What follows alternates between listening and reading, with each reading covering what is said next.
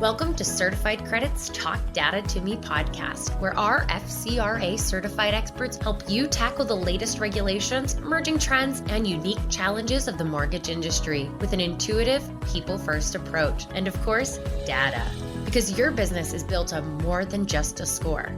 Visit certifiedcredit.com for more information. Certified Credit helps you hone your best practices from lead generation to post-closing QC and everything in between.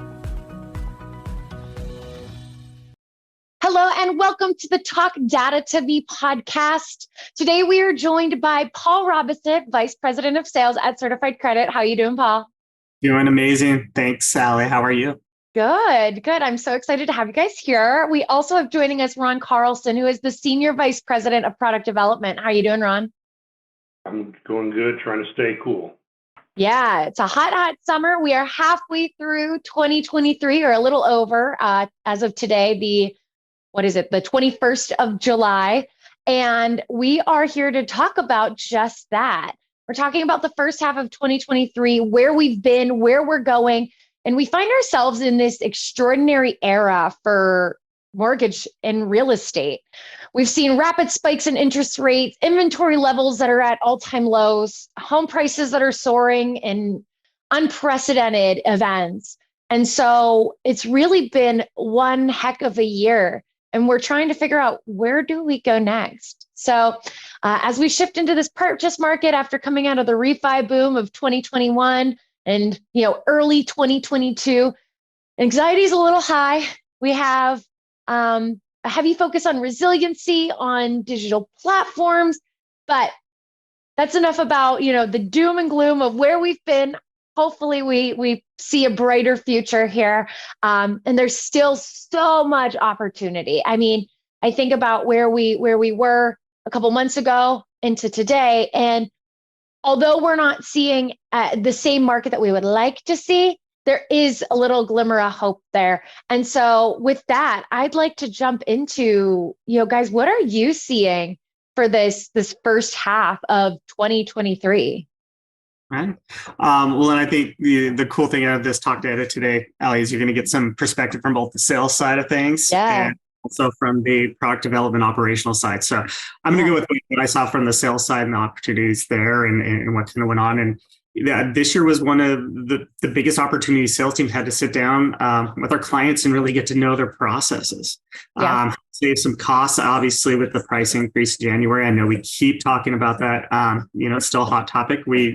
I got an opportunity to go and help, look at the processes, procedures, help try to save some different costs in different areas, pricing structures, streamlining product usage. Just gave us a chance to circle back around with our customers who were insanely busy in 2020 and 2021, where we didn't have that opportunity. So I think it made us better partners in the end with that opportunity.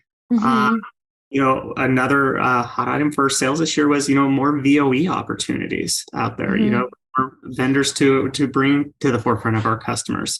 And also give them an option to collect VOEs, which is one of the first times they've been able to do that as well. So that's, again, one of the opportunities. And then, big opportunity was a larger interest in soft pulls. That's still one of those keywords in the industry right now. And being able to offer, a couple different options and take our customers, whichever route they wanted to go has been huge from the sales side of things. Yeah. So on the product side, what are you seeing there, Ron? I would echo along the lines of Paul as far as from a client partnership point of view with, decrease in refis, our clients have had a little bit more time to kind of step back and evaluate their processes, and they kind of go, okay, how do we increase our efficiencies? How do we reduce the time that it takes to get a loan from start to close?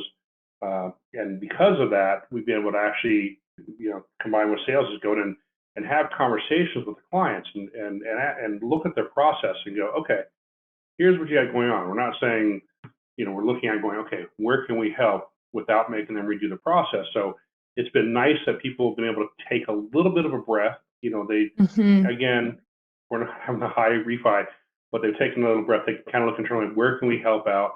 Where can we get better? So when the things do turn around that cycle, that we're ready, and then we can actually have things in place to get those loans closed faster. So that's been nice to go in and be able to sit down and and walk through flows with clients and consultatively go, okay, if we tweak this over here, we can improve this efficiency tremendously. So we're going to reduce that time.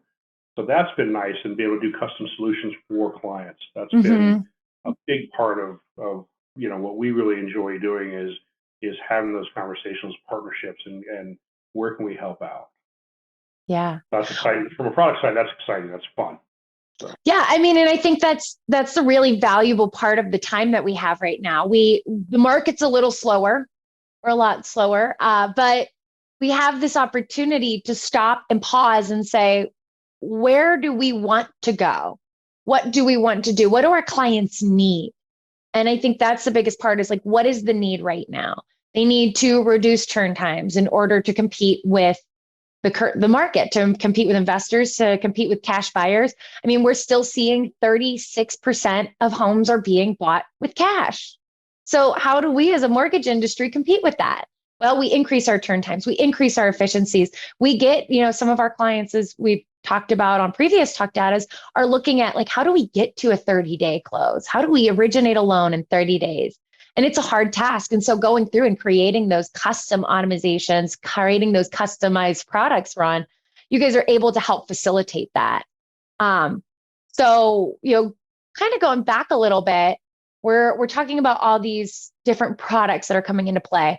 Paul, whenever we saw that price increase come through, that was on, one of the key things that our lenders need to originate a loan, which is the credit score. So how do you see that making an impact in their processes right now? Oh yeah. I think we're seeing a lot of new rules internally being pushed through, whether that's, hey, let's not pull a tri-merge on every single borrower that calls us up or comes through the door. Again, we talked about soft pulls has been very prominent, and being that first option. It's didn't get impacted by the FICO increase there. So it's still, a fraction of the cost of a hard pull. And let's not forget, I know we'll probably touch on this later, but it keeps them away from trigger leads as well. So, why not, pull a 1 or 2 bureau soft pull up front, get a good idea of what the customer's credit looks like before you go ahead and move forward and, really put in a lot more money into the loan that may or may not go through. So I think, with offsetting costs, there's that way, there's Cascade or our Smart Select product that's been implemented on probably, the majority of our customers since January 1st, if they weren't already utilizing it. But again, it goes back to having the tools they need when they need it the most. And I think we did a great job with the sales team this year to do that. Yeah, I definitely think our customers are in a really good position right now with the available resources that they have. So looking ahead, before we get too far ahead of ourselves, there have been a couple of themes here at Certified Credit, and we've kind of hit on those as we're talking here. But what are you guys seeing as some of the themes for the first half of 2023? Well, I mean, from my standpoint, it's definitely, we're a solution-based company is our thing this year for us internally there. But that's also been pushing that out to the customer, whether that's been a pricing solution, whether that's been an integration solution, whether that's been an education solution. But I think we also did a lot of it internally this year as well in the first half. And so I would say my theme for Certified is definitely being solution-based. Yeah. How about you, Ron? Yeah, I would echo that again, being able to have the time to actually work with the clients and find those solutions, because, you can go out there before when everyone's busy. It's like, hey, we have all this stuff. And they go, we don't have time to understand what that stuff is. And now they do. It's like, okay, here's the solutions we have. What are solutions we haven't thought of that we can work with you to go, oh, hang on, if we just did this, that's a nice solution. It's a nice efficiency. So I think the learning and the conversations, I would say probably a big theme was just actually having those conversations with our clients, and that's been pretty tremendous, I think. Yeah, I think the tone that I hear in there, and as a marketing person, I can't help but hear like a single word that resonates there. And I think there's a couple there. I think the first one I hear is innovation. So we're trying to find innovative solutions to help our lenders get the outcomes that they want. And so, what are you guys seeing when it comes to innovation here at Certified Credit? And I mean, I guess in the mortgage industry in general. Right. Go ahead. Ron, this is your arena there. So I'd say from an innovation point, there's going to be products that are broad strokes, right? Mm-hmm. So it's like, okay, the pre-qual platform, the VOEs and those type of platforms. So those are broad strokes. Mm-hmm. But then from a getting down more in detail in an innovation, there's each client's going to have, you can say they have a similar process, but then every single client has unique processes to them. So they're all, I don't want to say they're all kind of skinning the cat a little bit different way, but from an innovation point of view is once you have that broad stroke done, then you actually can dive in and go, okay, client A over here, this is how they did process. So we can do an innovation that we have the building blocks already done. And we can say, okay, for you, we have this capability to do this customization so that it helps your process here. Client B's got a different process, and it may have a different place in that process that we go, oh, wait a minute. Here's again, those building blocks that we've established over the last year in the first half of 2023 is we can go in and say, now we can tweak this and we can create a very dialed in specific solution for you in your process and not make you change the world, because no one wants to have someone come in and go, just scrap everything and start over. Like, no, let's just make an improvement here, make an improvement here, make an improvement here, and continue that. And that will help them, be ready for, going the rest of 2023, setting up for success in 2024 and beyond. Because again, you need to know what's possible. Yeah. Well, and I think that goes back to what Certified Credit is all about. The tagline is more than just a score. And this really shows that Certified is focusing on creating a product that is more than just delivering a credit score, more than just delivering a VOE. It's taking into consideration the lenders that need to be individually need those individual customizations. It's showing that the borrowers aren't all the same, the lenders aren't all the same, and processes aren't all the same. And when we say, here's your credit score, it doesn't help them. They are more than that. And so it's so important to have that flexibility and those customizations available for the lender so that at the end of the day, they get the process the way that they need it and they can compete in the way that they want to compete. And so I think the other message that I'm hearing in what you're saying, Ron, is really about partnership. So Paul, I know you hit on partnership before, but can you talk a little bit about how we're building partnership with our lenders? And then Ron, I'd love to hear, how are we building partnership with our vendors, the people that, we're creating partnerships with to help deliver a better solution to the customer? No, I think sorry. So partnership is huge for us. We for the sales team, we don't have customers, we have partners, right? Mm-hmm. And so, and again, it goes hand in hand. We keep talking about integrations. It's delivering what they're asking for, or also being a little proactive and maybe offering something they're not asking for, don't know they need, but hey, we came up with a solution for them before they came up with the issue, I guess, there.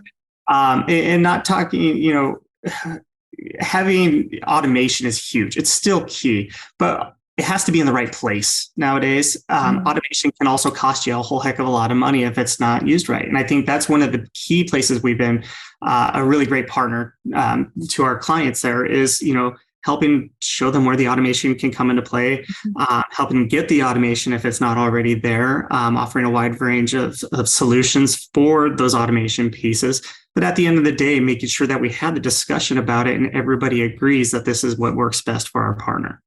And I agree when we talk about partnership, it's you really do have to mention, vendors that we have and our clients, and we've had the opportunity to have, we get on calls with us, client and a vendor, and walk through and go, okay, here's a solution that we have in place and we put in place and customized for a client.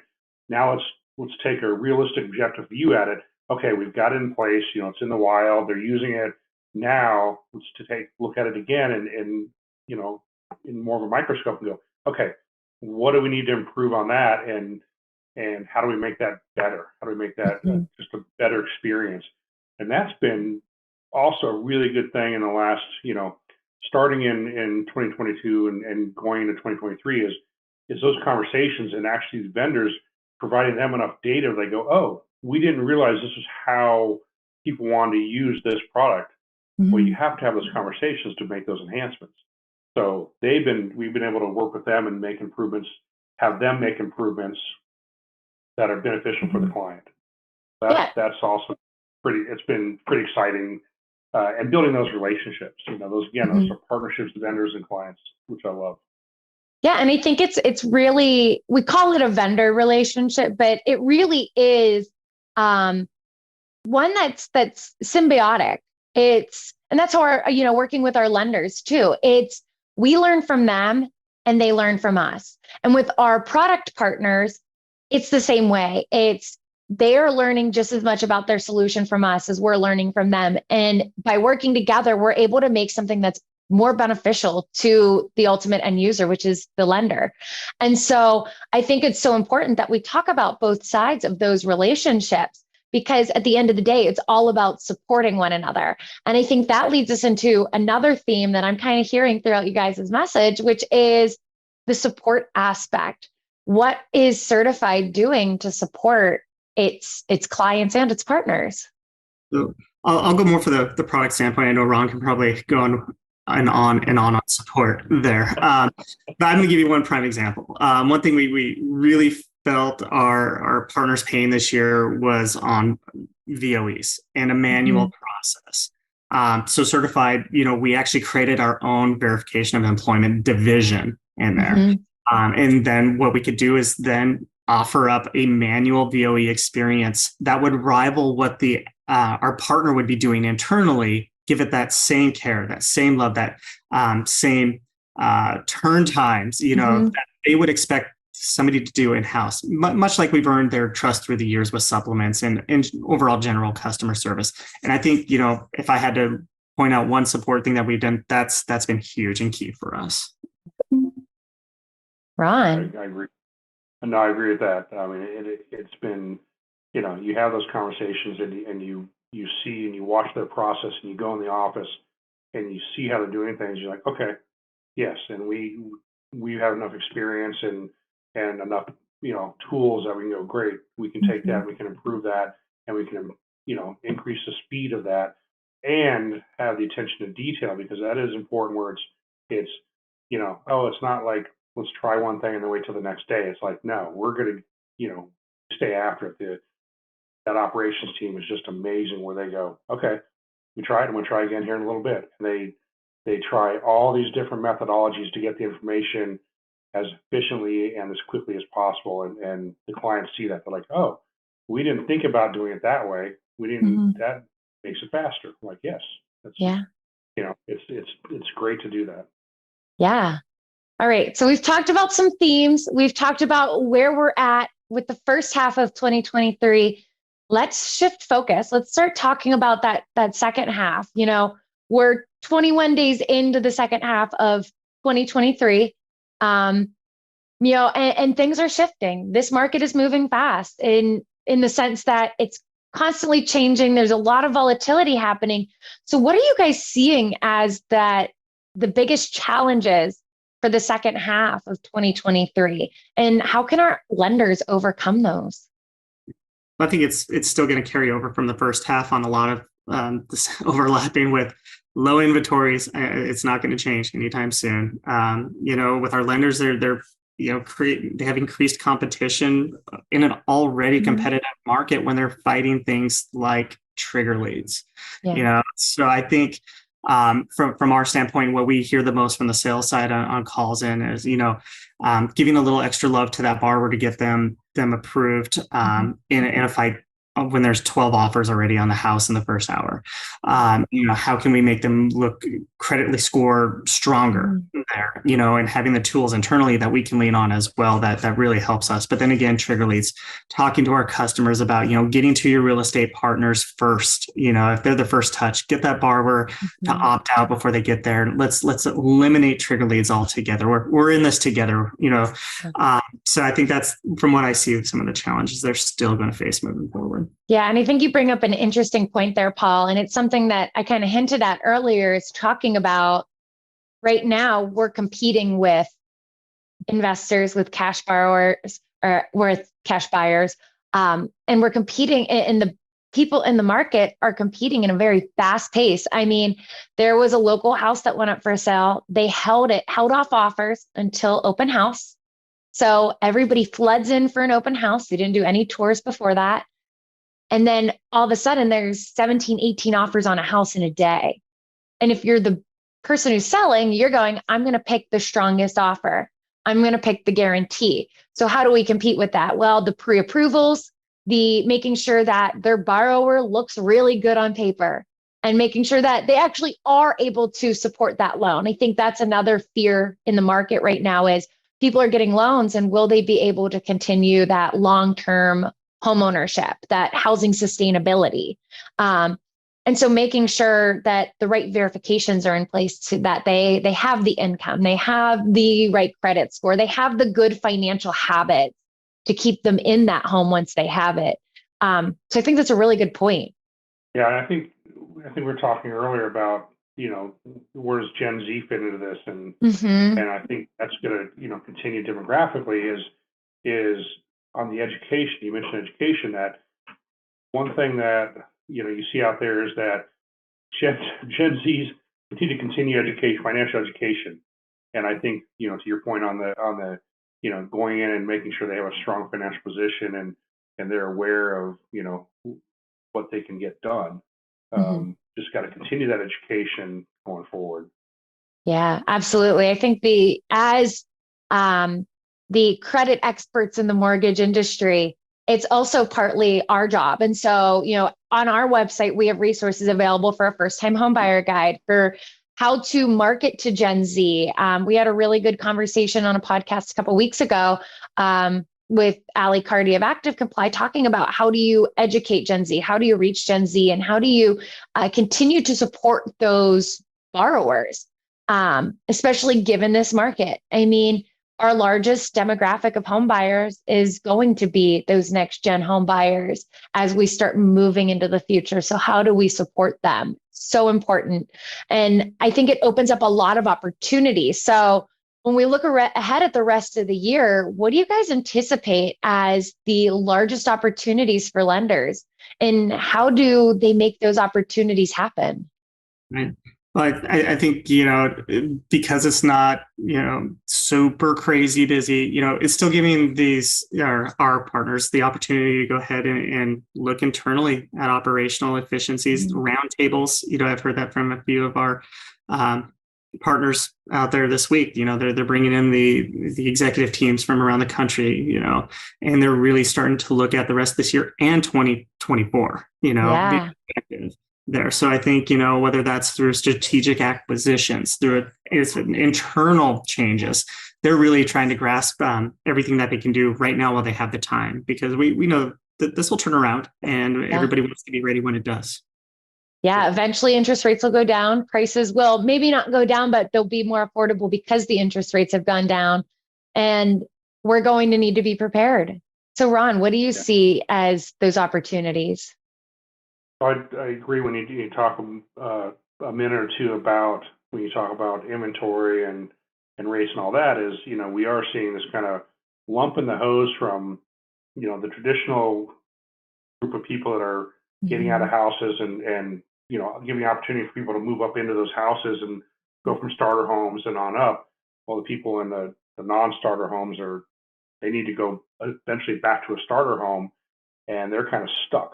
So, when the rates come down a bit and they have more comfort level, then they're more willing to sell, which will increase the inventory. The builders are starting to feel more comfortable than they have in the last year. So new construction is up a bit. I wouldn't say when we still have a shortfall, but that's making improvements. So that'll help in the general sense. But again, more specifically on, what clients can do right now, because again, keep looking at those ways to make improvements. What other solutions are out there that, we touched on a little bit was the call platform, that ability to take a closer look and work with consumers and maybe you're not qualified, you're not eligible yet. Yeah. Working on that. I think looking at the underserved markets, there's been good movement in the industry from a point of view of, okay, let's actually move forward and use other data that hasn't been used in the past. People pay the rent and they never got credit for it. So using rental income, using cell bills, cable, all the stuff that people can show that they've got a very consistent, solid financial history, but that stuff just never showed up in the past. So you'll see more of that being used and integrated in, and that'll be, now and then next year and the year after. So I do think that, we're on the right path long term. Sometimes it feels a little painful. It's like not fast enough. You want everything here now, but I think we're moving in the right direction as an industry, and we've got stuff, working right now on, as you guys probably, everyone knows the buy merge and then how the scores play out going forward. So that I know we'll deal with, in more detail later, but that's, again, looking now, setting up for the future. Yeah. And I think you lead us really well into our next area of conversation, Ron, which is what can we expect to see from Certified? And I think you started talking about it a little bit, but we're obviously looking at how do we continue to support the lender? How do we help them support the borrower? So what's in store? So I think, go ahead, Paul. So sorry. One of the biggest pushes we're doing right now, and it's from, I think, a product of listening to our partners yet again, is our instant supplements is one of our new ones. Where that's stemming from is, taking time out of the borrower's day to complete a supplement from a creditor that may require, a conference call, or their fax turn times are lengthy, which is going to increase the turn time on the loan closing there. I think that's really going to be big and great option for our customers, because that the borrower doesn't have to take their lunch period to sit on call with a representative from Certified Credit. And again, it's all consumer permissioned. It's where the market's heading anyway. So to be one of the first companies to offer this and bring this to market is, I think, is truly a great deal. I think the other benefit there is it doesn't interrupt the borrower experience. I mean, as soon as you said, oh, they don't have to sit on the phone, I'm like, I'm in. I don't have to pick up a phone, not know who's calling me, because potentially I didn't know this person was going to call, and then go, oh, you need my bank information. Yeah, I'm not going to give that to you. It's going to help make the borrower feel more secure. We're already ready in these digital apps, entering our bank information, entering, all those financial pieces. It streamlines it. It makes it something that the borrower is familiar and comfortable with. And I really think that that's so important, because that's how we make progress. We start to build a customer journey that matches what the borrower is expecting. They're used to working with their digital platforms. And when there's not a digital platform, it makes them uncomfortable. And so especially if we look at next gen, that's a huge step in the right direction. Yes. Yeah. I agree. That's being pushed out the door now. We've got people starting to use that. So I think we'll tweak that as needed. But yeah, that is very exciting. And just that time saver is amazing. Because you look at the analysis of it, it's like, oh my gosh, if we can put this in place, then we're going to save a day to 3 days of time and headache. Because again, the clients are trying to do the best they can to serve the consumers and their clients. So we want to do everything we can to help them, as efficient as possible with the consumer and give that really good consumer experience. I think this is, a new product out there that's just going to, drive that home. Yeah. So thinking about that and talking about things that are changing. How do we see, and Ron, you hinted at this as well, how do we see this new scoring model come into play? I mean, we found out about it late last year, early this year. There's a little bit of a murky waters. And so what are we seeing on the certified side? So right now, from all the stuff from FHFA, it's more about trying to get everyone in the industry trying to get their head around what does that mean? What's that look like? So a lot of people were hard at work on doing that evaluation to go, okay, we know that we're going to start taking require GSEs are going to require 2 scores. Mm-hmm. They require existing FICO and Vantage. It's not a FICO or Vantage. It's FICO and Vantage. Mm-hmm. So that's going to be a requirement coming out. GSEs still need to get that out the door, and then they need to do the evaluation and provide that data for the industry to do the analysis to confirm the benefit of that. But again, it's going to take a lot of work from a lot of different pieces and people in the industry, different groups. So that's got to get solidified. So we've got you'll see more movement. There's more work being done now, but then you'll see a better update in September with the next MISMO summit out in DC. Mm-hmm. We'll definitely have more information on that. Yeah, absolutely. So, all right. So new scoring models, we've got products in the works and solutions that are being revamped and revitalized for today's environment and the coming environment. So the only other thing I kind of was wondering, where are you guys going to be this fall? So where are you going? What are you doing? And I don't mean vacation. I mean, where can people find you? I was wondering what bar you're going to find Ron and I at. Was that the question? I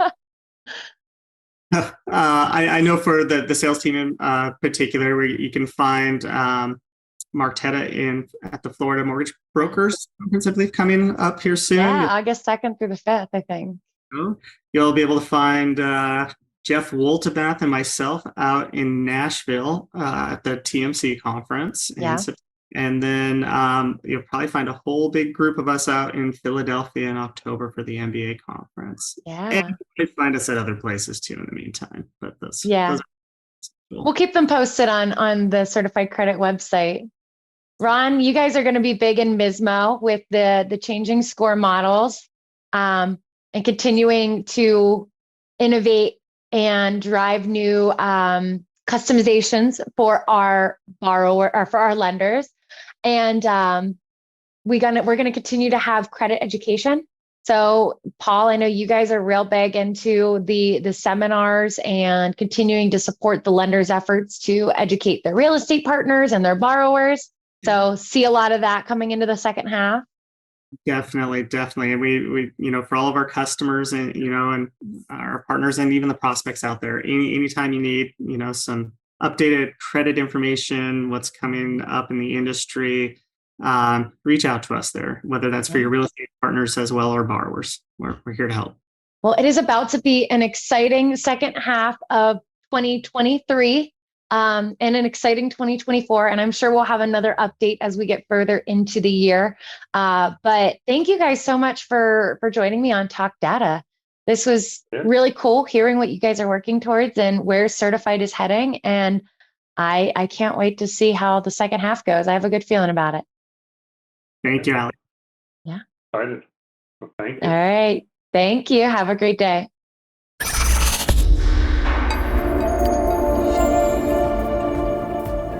Thanks for listening to Certified Credit's Talk Data to Me podcast. With over 35 years of industry experience, Certified Credit is your multifaceted mortgage solutions partner. Learn how our commitment to passionate service, innovative products, and superior technology create a more profitable and efficient lending environment for our clients at certifiedcredit.com. Certified Credit, more than just a score.